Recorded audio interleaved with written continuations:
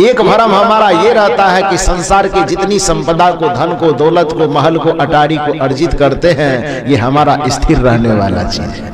ये हमारा शरीर स्थिर रहेगा, हमारी जवानी स्थिर रहेगी। शरीर और जवानी को स्थिर रखने के ख्याल से जो अपना कमा धमा के खाते हैं वो तो खाते ही हैं, साथ साथ किसी प्राणी की हत्या करके भी पालते हैं, खाते हैं। क्यों खाते हैं?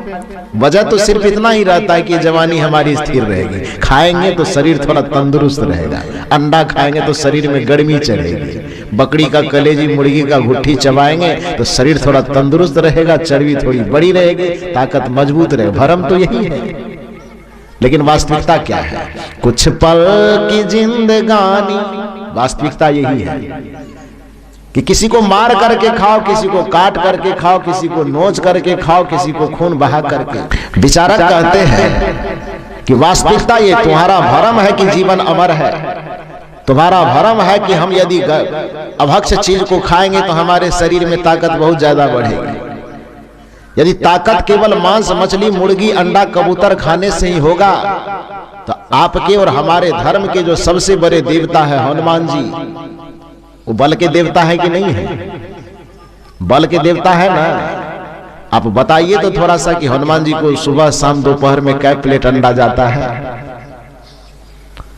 हनुमान जी के पास में सुबह शाम और दोपहर में कै प्लेट अंडा जाता है? उसको सप्ताह में कै दिन मुर्गी चलता है? कितना दिन उसको बकरी का कलेजा चाहिए? तो ताकत नहीं है उनको। हनुमान जी को ताकत है कि नहीं? तो ताकत कहां से आई?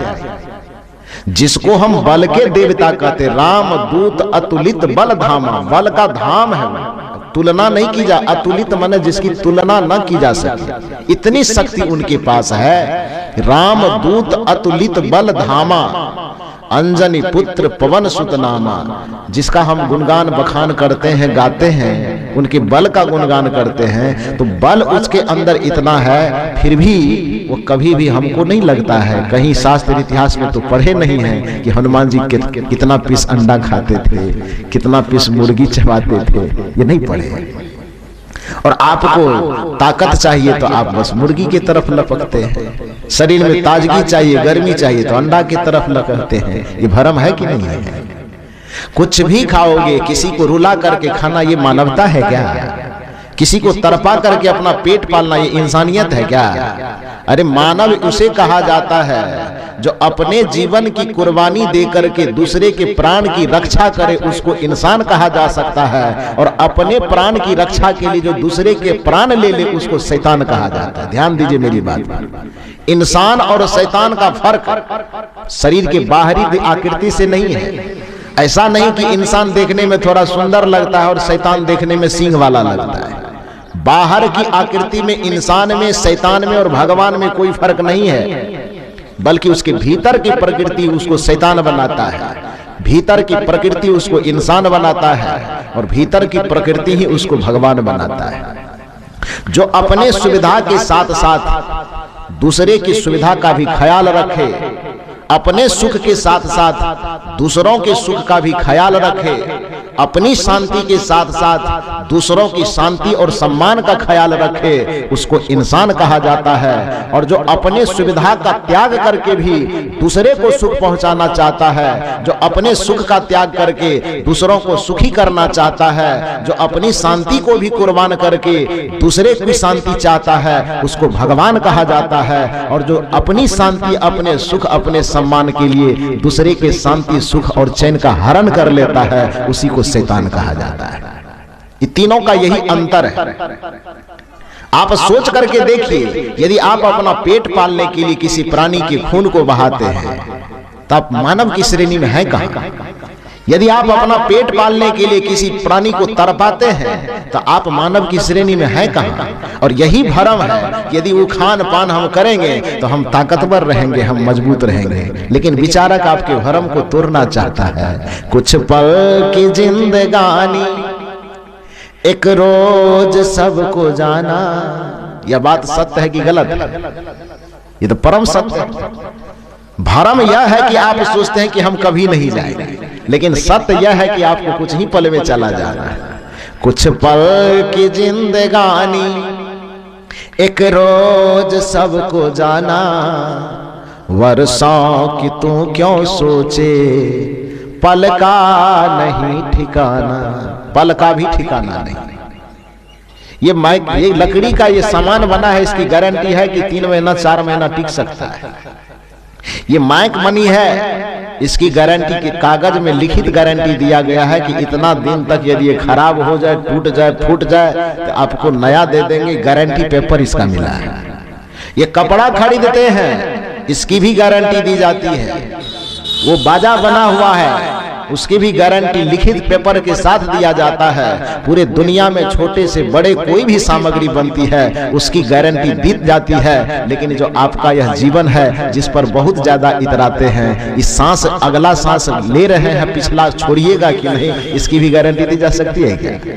यहाँ बैठे हैं, यहाँ से उठ करके आप रोड पर जा सकेंगे कि नहीं जा सकेंगे, इसकी भी गारंटी दी जा सकती है क्या?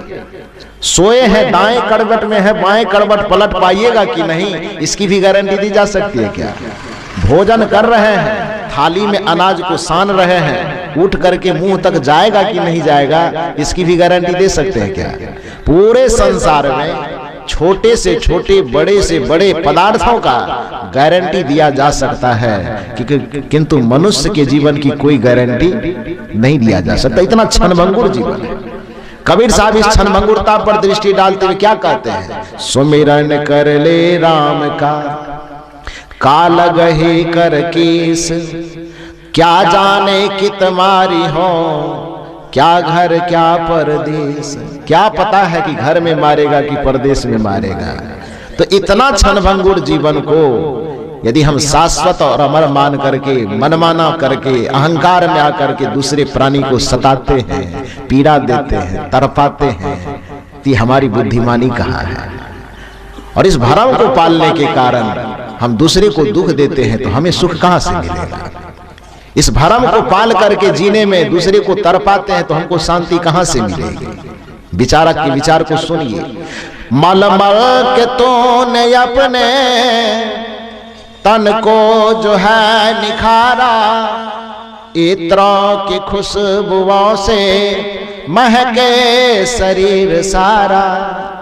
प्रसंग यहाँ शरीर को धोने का है, लेकिन बात यहाँ पर चल रही खाने का, तरपा करके खाने का। तुम शब्द को थोड़ा बदल दीजिए।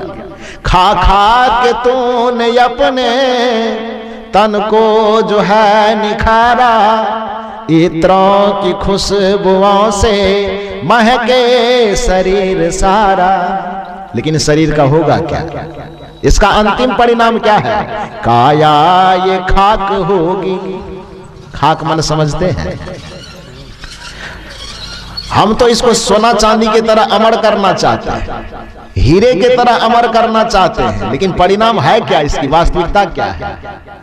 काया ये खाक होगी, ये बात ना भुलाना, वर्षों की तू क्यों सोचे, पल का नहीं ठिकाना। कुछ पल की जिंदगानी, एक रोज सबको जाना, वर्षों की तू क्यों सोचे, पल का नहीं ठिकाना। वर्षों की सोच करके किसी को धोखा क्यों दे रहा है?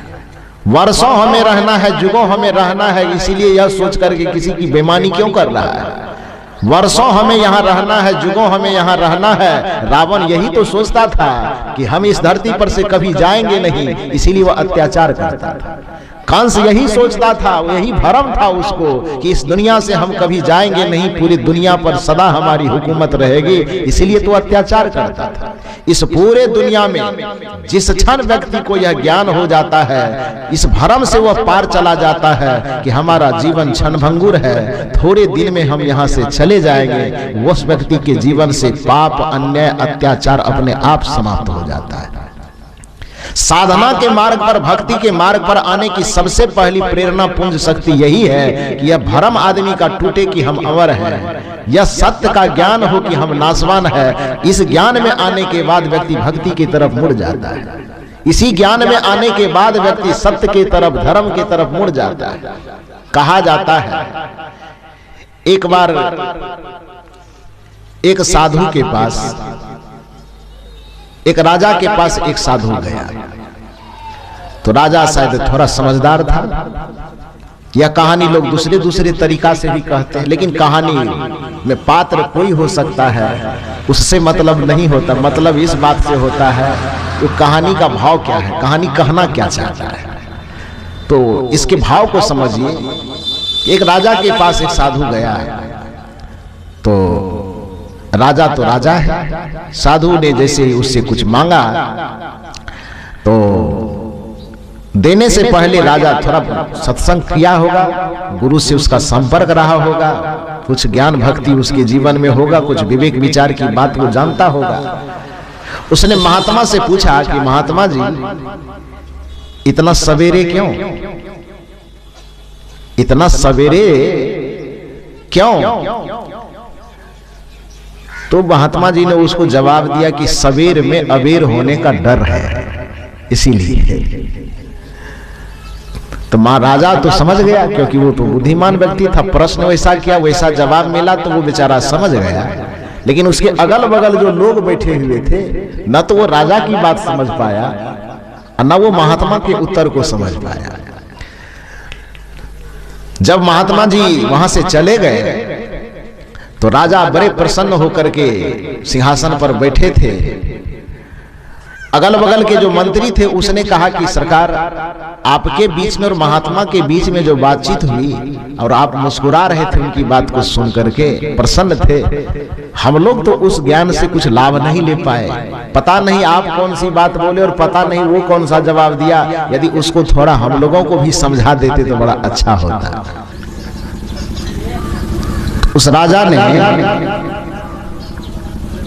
जो बताया कि मेरे पूछने का अर्थ यही था, सवेरा का अर्थ यही है कि अभी जीवन की शुरुआत हुई है। तो अगल बगल खड़े जो सेना सिपाही थे उसने कहा कि महाराज आपकी बात तो हम समझ गए, लेकिन महात्मा ने जो जवाब दिया कि भाई साधु हम इसलिए बन गए क्योंकि सवेर में भी अबेर का डर है। ये अबेर शब्द क्या हुआ? ये आप अपने गांव देहात की भाषा है। सवेर मतलब शुरुआत और अबेर मतलब समाप्त होना, दिन का ढलना, वो अबेर कहलाता है। दिन की शुरुआत सवेर और दिन का समापन अबेर कहलाता है। तो उस राजा ने कहा कि उस साधु का जो जवाब है, वो साधु का जवाब यही था कि मैं साधु इसलिए बन गया, मैं भक्ति के रास्ते पर इस कच्ची उम्र में इसलिए चल पड़ा क्योंकि हमें सवेर में भी अबेर का डर है। क्योंकि सूर्य के अबेर होने का एक तिथि, एक समय निर्धारित है कि वो 12 घंटे के बाद अबेर में पहुंचेगा, 10 घंटे के बाद अबेर में पहुंचेगा। लेकिन जीवन रूपी जगमगाते सूर्य की कोई गारंटी नहीं है। यह जीवन अभी शुरुआत होते होते भी संपन्न हो सकता है, यहां तक कि मां के गर्भ से निकलते निकलते भी संपन्न हो सकता है। अरे गर्भ से निकलने की बात तो छोड़ दो, कुछ जीवन ऐसे हैं जो गर्भ के अंदर रहते रहते भी समाप्त हो सकता है।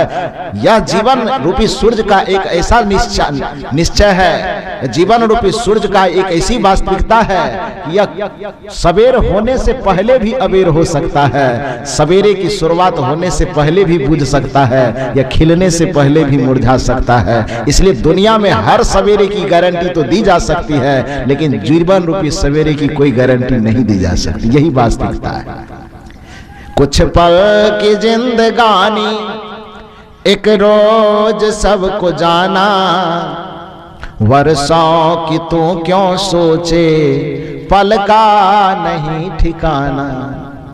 और यदि इस क्षणभंगुर जीवन को हम अमर मान करके, युगों युगों तक रहने वाला मान करके झूठ बोलते हैं, चोरी करते हैं, बेईमानी करते हैं, छल करते हैं, कपट करते हैं, किसी को तरपाते हैं, किसी को सताते हैं, तो समझिए